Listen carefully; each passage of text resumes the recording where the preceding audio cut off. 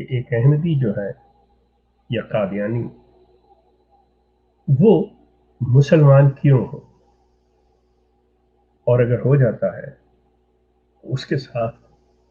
جو انہوں نے احمدیوں نے جو وہ آبزرو کر رہے ہیں، جو وہ دیکھ رہے ہیں کہ ان کے ساتھ ہوتا کیا ہے، ان کو کیا پذیرائی ہوتی ہے اور ان کے جو مسائل ہیں ان سے کیسے ڈیل کیا جاتا ہے، اس پہ مجھے جہاں پہ بہت سے ای میلز اینڈ لیٹرز وغیرہ آئے، وہاں پہ میں ایک فون کا ذکر کرنا ضروری سمجھتا ہوں کہ جن صاحب نے یہ کہا کہ دیکھیں بات سنیں، آپ اپنے زیتون چینل پہ یہ آواز لگاتے ہیں اور اس چیز پہ سٹریس کرتے ہیں کہ زیتون چینل جو ہے یہ برج کریٹ کرنا چاہ رہا ہے احمدیوں اور مسلمانوں کے لیے۔ آپ ہمیں بتائیں کہ جو شخص احمدیت کو چھوڑ کے مسلمان ہو جاتا ہے، پہلے تو وہ کہنے لگے کہ ہم اس سے اتفاق نہیں کرتے کہ بھائی وہ مسلمان ہو جاتا ہے، وہ پہلے ہی مسلمان ہے، لیکن چونکہ بات ہو رہی ہے مسائل کی سوشل ایشوز کی، تو اس پہ وہ کہنے لگے جی یہ بتائیں کہ آپ کے پاس کون سے ایسے ٹولز ہیں، کون سی ایسے سولوشنز ہیں کہ ایک احمدی جب احمدیت کو چھوڑ کے آپ کے ساتھ جاتا ہے، اس کے بیوی بچوں کا کیا بنتا ہے، اس کو آپ کس طرح سے اکوموڈیٹ کرتے ہیں۔ وہ ایک پورے خاندان کو چھوڑ کے گیا، وہ اپنی ایک سوسائٹی جس میں پلا بڑا اس سے ناتا توڑ کے، کیونکہ بقول آپ کے مطلب یعنی کہ ہمارے بقول مسلمانوں کے کہ جی احمدیت جو ہے وہ اس کا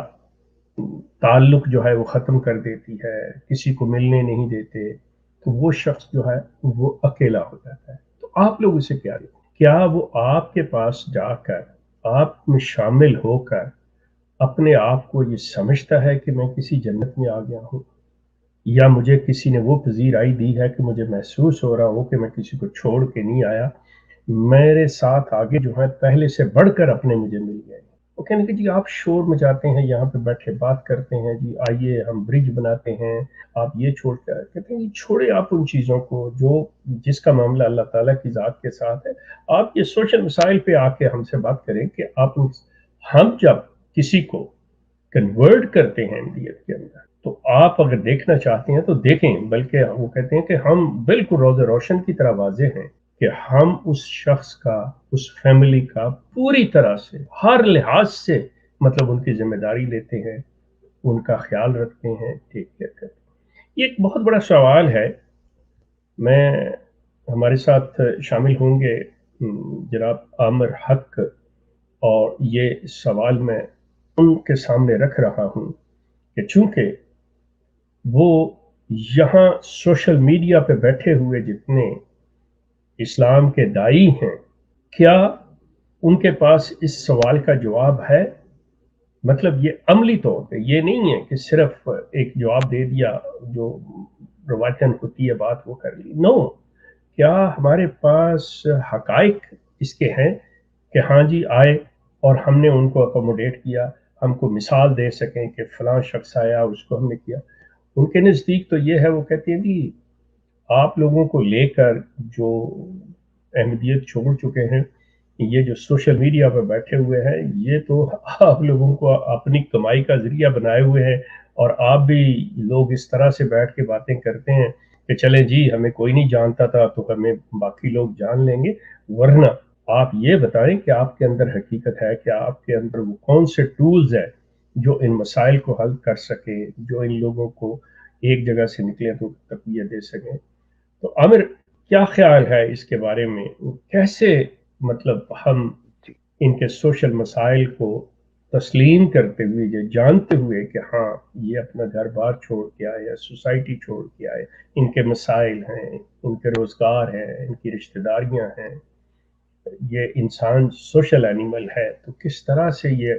اکوموڈیٹ کیا جائے گا، کس طرح سے مرج ہوگا ایک چھوٹے سے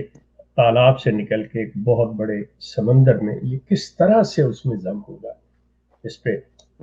آپ کے کیا خیالات ہیں؟ شیخ صاحب بڑی معذرت کے ساتھ افسوس ہے، بالخصوص پاکستان کے حوالے سے اگر اس کانٹیکس میں ہم دیکھیں تو یہاں پر لور جاندارا سارے دس دینے مگر کرایہ کوئی نہیں دینا، ٹھیک ہے جی. یہاں آپ کے اشہد اللہ الہ الا اللہ و اشہد ان محمد عبدہ و رسولہ پڑھنے پر نعرہ تکبیر تو بہت بلند کریں گے، سبحان اللہ تو بہت لوگ کہیں گے، جو کہ اچھی بات ہے، مگر یہ آدھی بات ہے. اس کے بعد جو ہے آگے، یعنی یہ ایسے ہی ہے جیسے بالی ووڈ کی مووی میں شادی ہوتی ہے تو آگ کے ارد گرد 60 چکر لگاتے ہیں، وہیں آتا ہے دی اینڈ، حالانکہ بیڑا گرک تو اس کے بعد شروع ہوا ہے جی.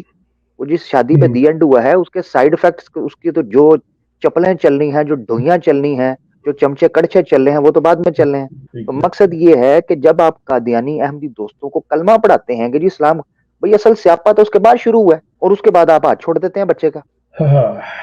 یہی وجہ ہے شیخ صاحب، یہی وجہ ہے کہ ایک بہت بڑی تعداد میں اسلام کے قبول اور اسلام کے حصول اور اسلام کی تعلیم کا جو جذبہ اور جوش ہے وہ کم اور مدم پڑتا جا رہا ہے، کیونکہ وہ ماحول ہی نہیں بنایا گیا کہ جس میں یہ چراغ جو ہے وہ طوفان کی ان آندھیوں سے بچتا اور یہ اپنی وہ شمع روشن رکھتا. خیر، یہ ایک افسانوی اور ادبی نقشہ کشائی سے ہٹ کر میں حقیقت پہ آتے ہیں، جو گراؤنڈ ریالٹی ہے اس میں آتے ہیں. شیخ صاحب میری بات سنیں، یہ دنیا بے شک ختم ہونے والی یا فانی ہے. میرے دوست کی والدہ تھیں، ان کے ہسبینڈ جو ہیں، یعنی میرے دوست کے والد شیخ صاحب وفات پا گئے، کافی پرانی بات ہے، 2007-8. میں افسوس کے لیے گیا، جنازہ بھی پڑا تھا مگر کچھ عرصے بعد افسوس کے لیے گیا. تو شیخ صاحب مجھے وہ ان کی والدہ پتہ کیا کہتی ہیں بیٹا یہ زندگی ہے بڑی چھوٹی مگر کم بخت تنگ بہت کرتی ہے. یہ دنیا کی زندگی جو ہے بہت چھوٹی مگر تنگ بہت کرتی ہے. اس کی وجہ یہ ہے کہ اللہ نے یہ جو گوشت پوست کا انسان بنایا نا، اس کی ضروریات بھی ہیں، اور وہ ضروریات اس قدر اس کے ساتھ متمسک ہیں کہ چاہ کر بھی ان سے جدا نہیں ہو سکتا. کہ انسانی فطرت میں ایک ہرس، لالچ اور طمع اللہ نے فطرتی طور پر رکھی ہے. اب یہ کوئی بری چیز نہیں ہے، یہ جو الفت ہے کسی چیز، یہ بری چیز نہیں ہے. اگر یہ بری چیز ہوتی تو اللہ قرآن میں کبھی بھی کسی نفس کو اچھے اعمال کرنے کے لیے جنت کی لالچ نہ دیتے. میں ایک بات کر رہا ہوں، یہ جو کہا گیا ہے کہ آپ کے اعمال کی نسبت آپ کو وہ جنت ملے گی جو جس کے نیچے نہریں بہیں گی، پھل فروٹ ہوں گے، کھاؤ پیو، شریعت کی کوئی قید نہیں ہوگی، مرضی سے جہاں مرضی گھومو، ٹھیک ہے نا، ہنیم مریا، جو پیٹ بھر کے جو استعمال کرو. غرض مقصد کہنے کا یہ ہے کہ انسانی فطرت میں، انسانی جبلت میں لالچ، ہرس، طمع اور فائدہ رکھا گیا ہے، وہ فائدے کی طرف لپکتا ہے. مجھے یہ بتائیں، آپ اگر چاہتے ہیں کہ قادیانی جناب اسلام قبول کریں، احمدیت جو اسلام کی طرف آئیں، آپ ان کو بدلے میں دیتے کیا ہیں سوائے اس کے کہ آپ ان سے ان کا نبی لے لیتے ہیں، ان سے ان کی جماعت لے لیتے ہیں، ان سے ان کے خلیفے لے لیتے ہیں، ان سے ان کی پوری اجتماعیت لے لیتے ہیں، اس سے ان کے رشتے لے لیتے ہیں، اس سے ان کے دوست لے لیتے ہیں، پوری سوسائٹی لے لیتے ہیں. اس کے بعد آپ دیتے کیا ہیں؟ یہ ایک سوالیہ نشان المیہ ہے، المیہ مسلم امہ کے لیے اور بالخصوص پاکستانی ان چیمپئنز کے لیے جو کہتے ہیں جی ہم نے 5,000 بندے کو کلمہ پڑھا دیا، ہم نے جی 2,000 بندے کو کلمہ پڑھا دیا. وہ کیا ہے ان کا کہ کوئی بھی آرگنائزیشن، کوئی بھی ادارہ، کوئی بھی سوسائٹی، کوئی ملک، کوئی ریاست نہیں چل سکتی سوائے اس کے کہ اس کے پیچھے دو چیزیں نہ ہو. Number 1 funds, number 2 man power. جس ادارے کے پیچھے مین پاور لاکھوں کی تعداد میں لوگ کھڑے ہوں، پیسے ہی نہ ہوں تو ادھر ڈگڈگی بجائیں گے، وہ کریں گے کیا؟ اور اسی طریقے سے پیسے ہوں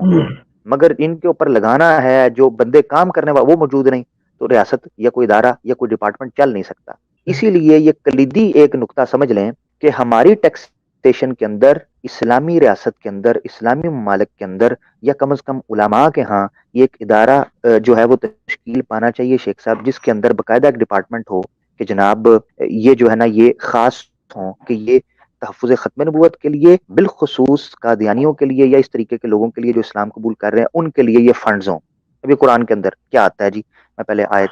پڑھ دیتا ہوں شیخ صاحب تاکہ یہ رہے. اب سورۃ توبہ ہے،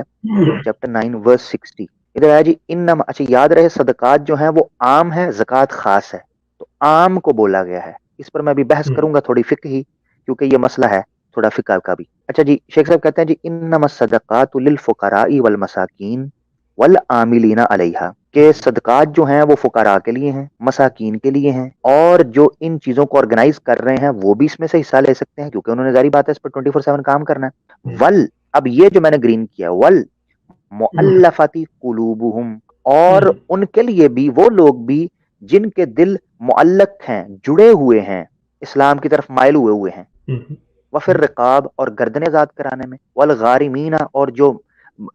قرضوں میں ڈوبے ہوئے ہیں، وفی سبیل اللہ، اور اللہ کے رستے میں، وابن السبیل، مسافروں کے لیے، فریضۃ من اللہ، اللہ کا حکم ہے، اللہ کا فرض ہے، واللہ علیم حکیم، اللہ خوب جاننے والا اور خوب حکمت والا ہے۔ اچھا شیخ صاحب، اس آیت سے نا جو میرا مطمع نظر ہے یا میرا استدلال ہے وہ صاف ہے، جو گرین میں نے کیا ہے، جس کو کہتے ہیں تالیف قلب،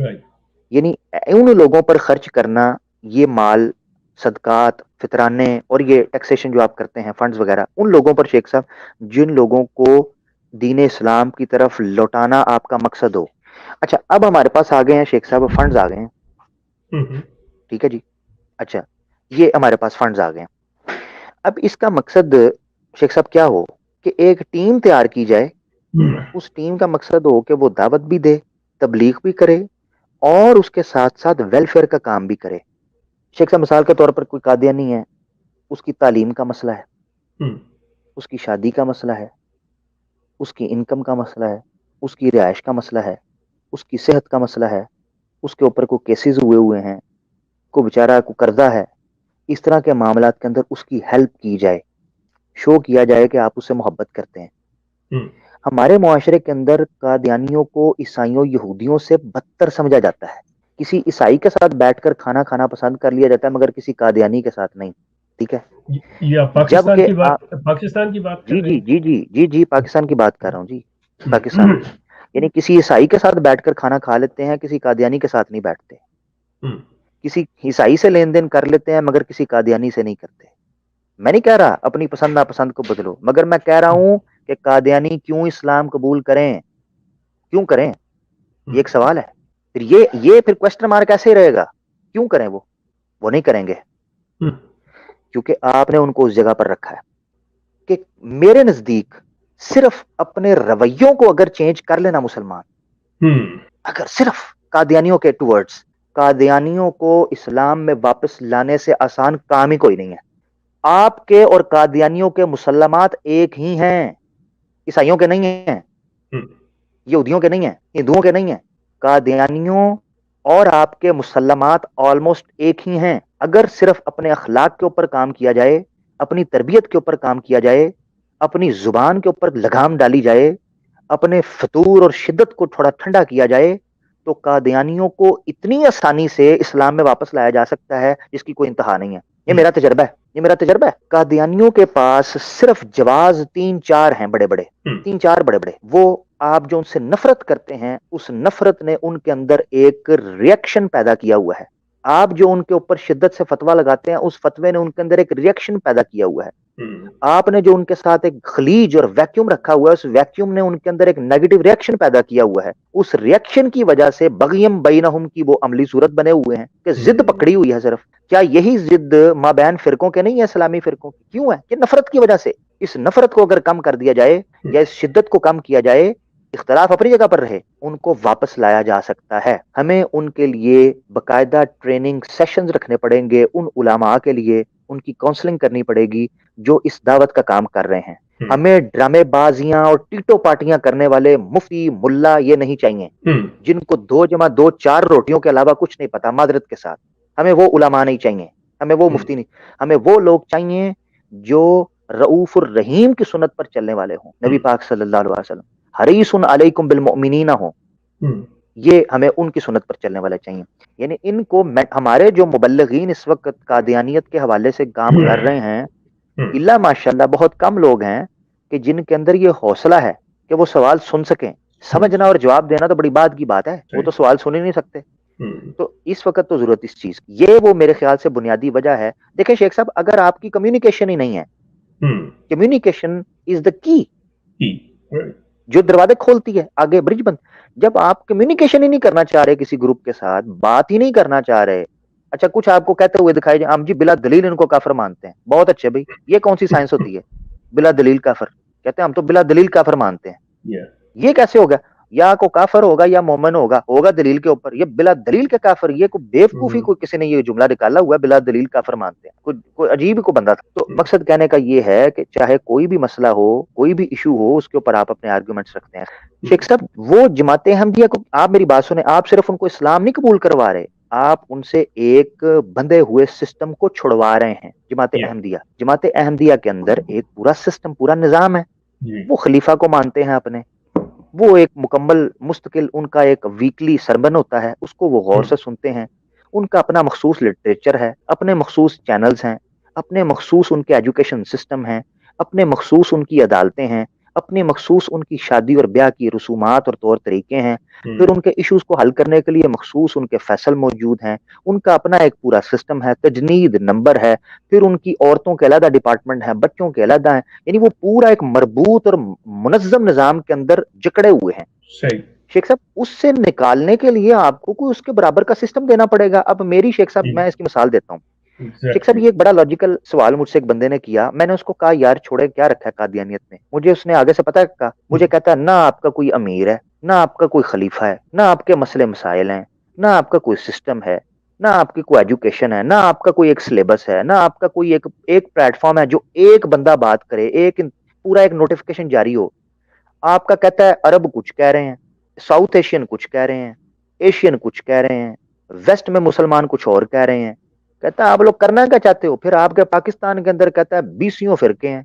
کوئی شمال جا رہا ہے، کوئی مشرق جا رہا ہے، کوئی مغرب جا رہا ہے۔ کہتا ہے کس طرح بلاتے ہو مجھے، کیوں آؤں میں ادھر؟ اب یہ ہے، یہ میں کیوں، یہ ہم نے شیخ صاحب ہم نے پروگرام رکھا ہے لمحہ فکریہ۔ ہم یہاں صرف قادیانیوں کو کہہ رہا ہوتا ہوں، آن لائن میں نے دیکھا، کہتا تمبی اتار دی، تمبی کہ یہ کیا ہو رہا ہے تمبی اتار دی؟ وہ بھائی تمبیاں اتارنے نہیں آئے، یہاں پر ایک دوسرے کی اصلاح کے لیے آئے ہیں، جیتنے ہارنے کے لیے نہیں آئے۔ ہاں جیتنے ہار رہے یار۔ کیا میری بات سنیں، میرے خیال سے شیخ صاحب اگر کوئی بندے پر آپ نے کفر کا فتویٰ لگا کر اس کو باغی کر دیا، آپ جیتے نہیں، آپ ہار گئے ہو۔ جیت تو وہ تھی کہ جب آپ اس بندے کو واپس لے کے آتے، یہ جیت ہے۔ شیخ صاحب میں نے ان کا خلاصہ نکالا تو مجھے پتا چلا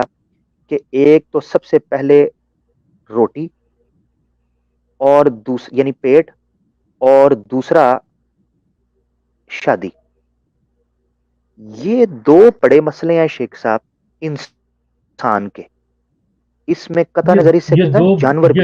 کھانا، یہ دو بیسک ہنگر یا ارجز ہیں جو انسان کے ساتھ ہیں، ان دونوں کا پورا ہونا، یہ دو ایسی بھوکیں ہیں کہ جن کا پورا ہونا جو کسی بھی آپ کو جرم پہ مبتلا کر سکتی ہیں، کسی جرم میں ڈال سکتی ہیں۔ اور وہ انسان جسٹیفائی، انسان کی عقل اتنی شدت سے اس کو جسٹیفائی کرتی ہے جس کا اندازہ نہیں۔ یہ میں نے کیوں اس لیے رکھی ہے شیخ صاحب، اگر آپ نے انسانی تاریخ کے اندر خون خار قسم کے انقلاب دیکھنے ہوں، ان کے پیچھے یہ وجہ ہے،